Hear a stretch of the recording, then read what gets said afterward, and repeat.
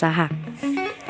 Pengelolaan usaha adalah mengurus, mengatur kegiatan usaha yang dijalankan orang-orang atau badan-badan secara beratur dengan bantuan segala aktivitas untuk mencapai suatu tujuan.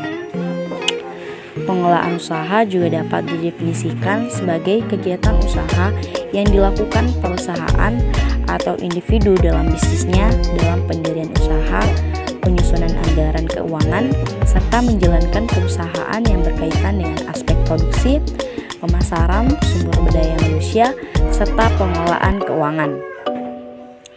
Nah, pengelolaan usaha juga dapat didefinisikan sebagai cara untuk menangani pelaksanaan suatu usaha atau perusahaan yang terprogram dengan baik, yang meliputi perencanaan, pengorganisasian, pelaksanaan, dan pengendalian. Yang kedua, mengenai strategi pengelolaan usaha.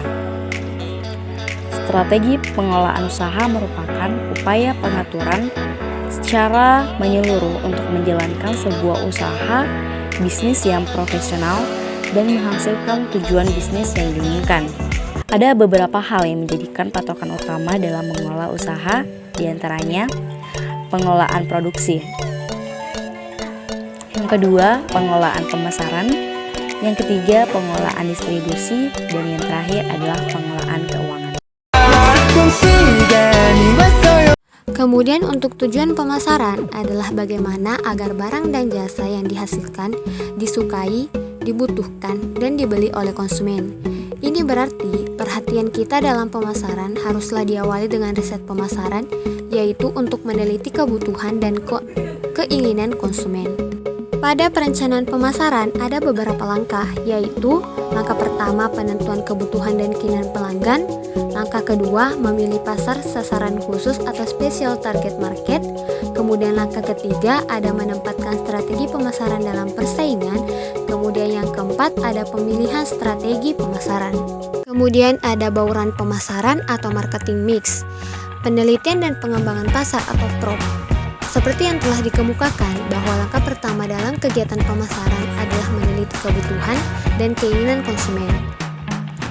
Menurut Peggy Lambing dan Charles L. Quayle 2000 halaman 153, keunggulan bersaing perusahaan baru terletak pada perbedaan atau diferensiasi perusahaan tersebut dengan persaingannya dalam hal kualitas yang lebih baik, harga yang lebih murah dan bisa ditawar, lokasi yang lebih cocok atau lebih dekat atau lebih cepat, kemudian seleksi barang dan jasa yang lebih menarik, pelayanan yang lebih menarik dan yang lebih memuaskan konsumen, kemudian kecepatan baik dalam pelayanan maupun dalam penyaluran barang. Yang kedua, berorientasi pada konsumen. Dalam pemasaran, orientasi itu tentunya kepada kepuasan pelanggan dengan prinsip-prinsip pokok sebagai berikut. 1.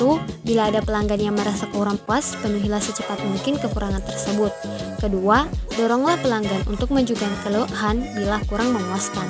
Ketiga, mintalah umpan balik atau feedback dari karyawan tersebut tentang upaya perbaikan pelayanan yang harus diberikan kepada pelanggan. Keempat, buatlah komitmen untuk membuat pelayanan terbaik bagi konsumen. Yang ketiga, ada kualitas. Agar berhasil dalam persaingan global, sangatlah penting bagi perusahaan untuk memperhatikan kualitas barang dan jasa serta pelayanan. Akhir-akhir ini, perbaikan kualitas telah dijadikan tujuan strategi beberapa perusahaan di dunia yang kemudian secara integral dijadikan bagian dari budaya perusahaan. Perbaikan kualitas tersebut terangkum dalam Total Quality Management atau TQM. Yang keempat, ada kenyamanan.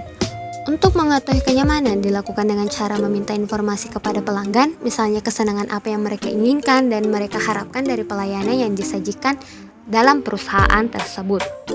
Yang kelima, ada inovasi. Inovasi merupakan kunci keberhasilan bagi usaha baru. Perubahan pasar yang sangat cepat dan persaingan yang kompleks menuntut inovasi yang terus-menerus. Inovasi yang terus-menerus itu merupakan suatu kekuatan bagi wirausaha dalam meraih sukses usahanya. Beberapa bentuk inovasi yang lazim dan terkenal ialah bentuk produk baru, perbedaan teknik atau cara, dan pendekatan baru dalam memperkenalkannya.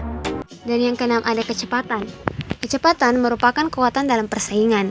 Dengan kecepatan berarti mengurangi biaya, meningkatkan kualitas, dan memenuhi permintaan pasar. Secara filosofi, kecepatan disebut Time Compression Management atau TCM, yang memiliki dua aspek, yaitu mempercepat produk baru ke pasar, dan yang kedua memperpendek waktu dalam merespon permintaan pelanggan, baik dalam memproses produk maupun dalam mendistribusikan atau menyampaikannya. Dan yang terakhir atau yang ketujuh ada pelayanan dan kepuasan pelanggan. Wirausaha mengetahui bahwa salah satu cara terbaik untuk mempertahankan pelanggan dan menarik pelanggan baru adalah dengan menyajikan pelayanan yang lebih baik yang tidak tertandingi oleh pesaing lainnya.